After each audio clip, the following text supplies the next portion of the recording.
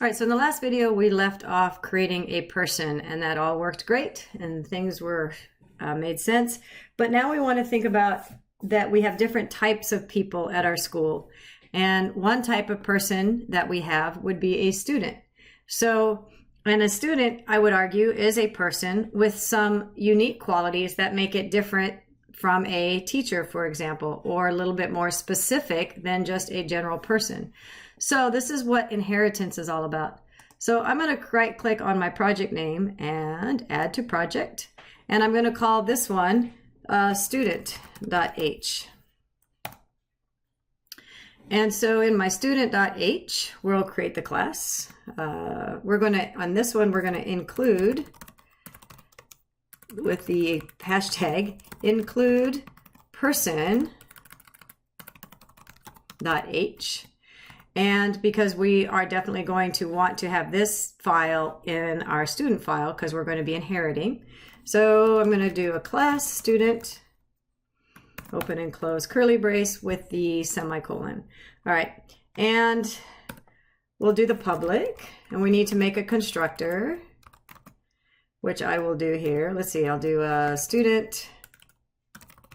And for now, I'll make it a no argument constructor, so you can stamp out a blank student, which is not ideally what we're going to want to end up with, but it's where I'm starting off at this point. All right, so in the main, I'm just going to kind of go with this thought at the moment. In the main, I'm no longer going to include the person, I'm going to include the student. And then just for clarity, making sure my code works, I'm going to comment this portion out so I just have a piece working at a time, and I'm going to stamp out a student. And I think that will be all I need for the short run because we didn't require any parameters to be, or arguments to be sent. So, and everything should work out just fine. Okay, so let's elaborate on the student. I'm going to add some private members. I'm just going to add one for sake of simplicity on this video. And I'm going to make private, I'm going to do a string and we'll call it year. And this represents like, are they a freshman, sophomore, etc., etc. Okay, so that's what that string is going to represent. And so when I allow you meaning whoever has access to, or what I provide public handles for lack of other words, I want to make sure that you give me a year. So I'm going to do string and the year. And then I'm going to update year equals to the year. So we've seen this before. But what we just said was that a student should inherit qualities from a person because a student is a person after all. I sound like a Dr. Seuss thing. Anyway, so here's how we do that. We're going to, in front of the word class student, we're going to add a colon, and I'm going to write the word public and person, which is a way of saying, we call it a derived class. It's called a derived class. I'll write that in just so you see the fancy words. So what we're saying is that when we stamp out a student, it's also stamping out a person because a student is inheriting from a person. And let me see if I can demonstrate that. So in my person here, I'm going to type out, see out a person is born, just so we can see it happening. And then in our constructor here, I'm going to type out, see out a student is born. And we still have one problem. Let me just go ahead and compile this to see if, in fact, I get an error. And it is giving me an error because it's saying no matching function call for person. And so what's happening here is that if the compiler says, if you want me to stamp out a student, and a student is inheriting from person, in order to create a person, there are some requirements, and that is a person requires a first name, a last name, and a social security number. So the rules still apply.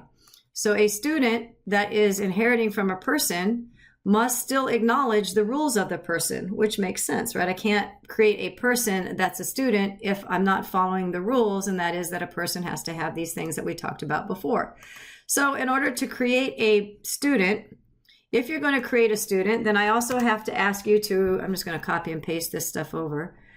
You also have to provide the same information that you would if you were stamping out a person directly. And then what ends happening is I, the student class, am going to send those things up the chain. So now I'm going to send to the person the values that it wants. So it wants a first name. So I'm going to send first.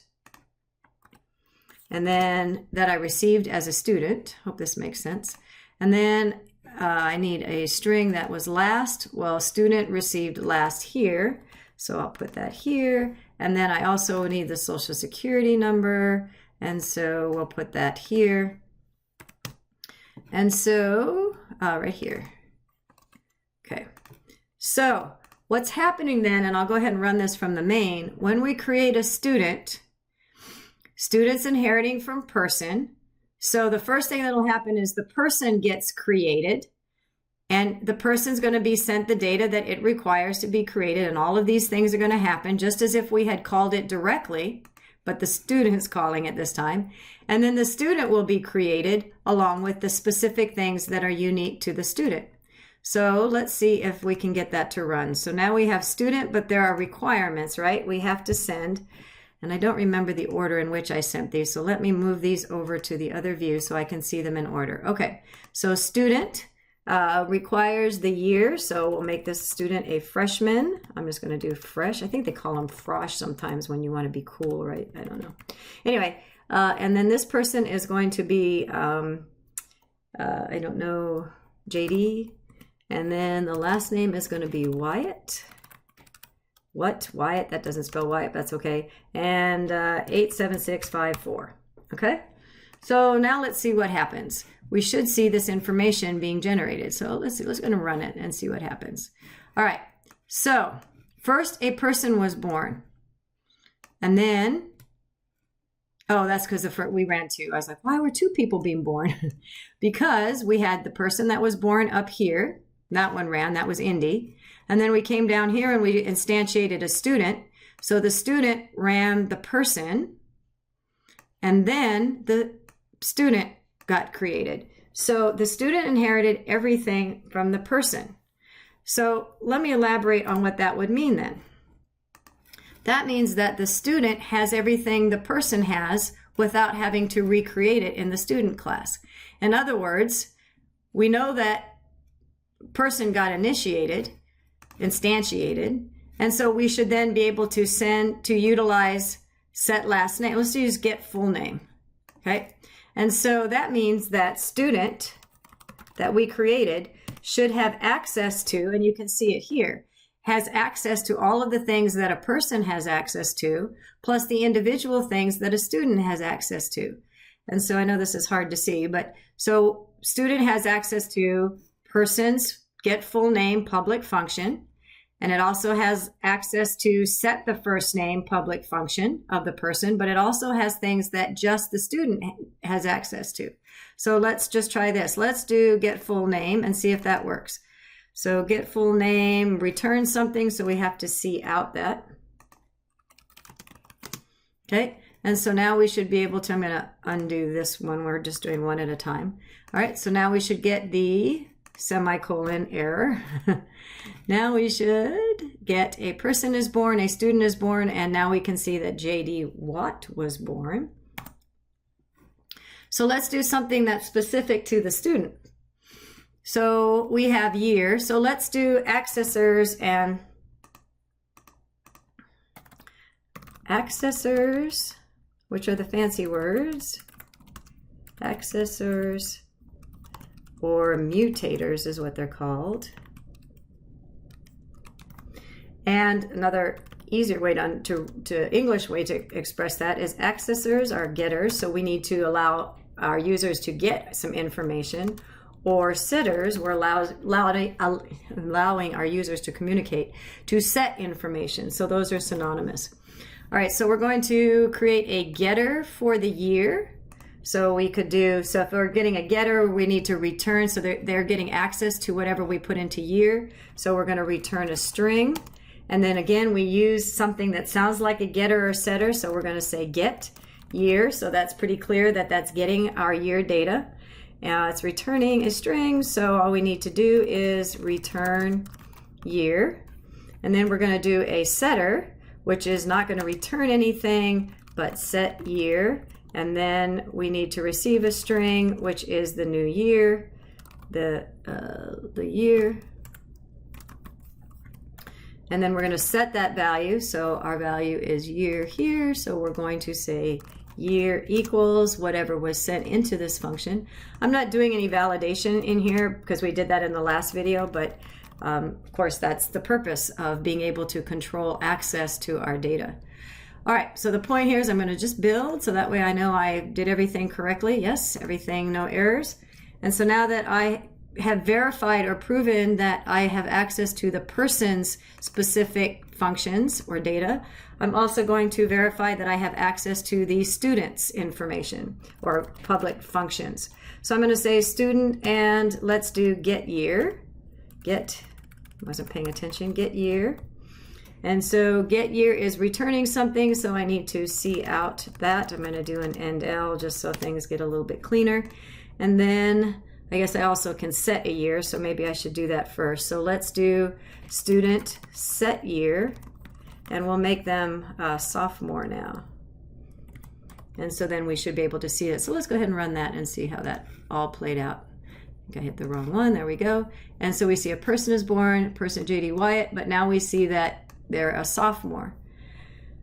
So what we've demonstrated here is this idea where we are creating a inheritance. We're saying that a student is a person, and because a student is a person, the student has access to everything that the person has access to, plus a subset or a smaller set of things that might be specific to the student, or to the person, to the student. No, I said that right.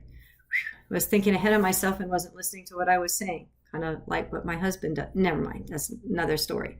So anyway, hopefully this helps demonstrate the idea of inheritance. In the next video, we'll just kind of elaborate on that and create a teacher person.